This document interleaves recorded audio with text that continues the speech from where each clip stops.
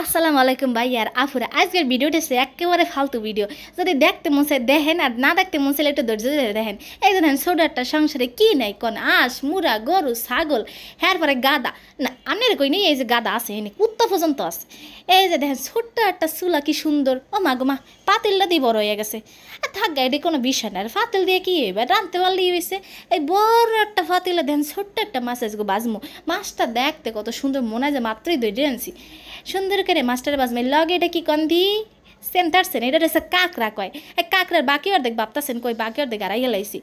এই যে দেখেন না রান্নাঘরে কি আছে টসটসা টমেটো আছে একটা মালটা আছে একটা ক্যাপসিকাম আছে এটি দিয়ে লোভ দিয়ে লাভ নেই এটি হচ্ছে খাইতে পারবেন না খালি দেখবেন।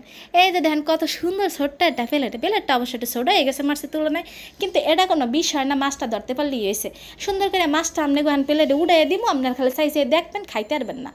মোর ভিডিওটা যদি ভালো লাগে থাকে তাহলে মোর চ্যানেলটারে সাবস্ক্রাইব করে একটু লাইক কমেন্ট শেয়ার দিয়ে দেন নতুন ভিডিওর লেগে।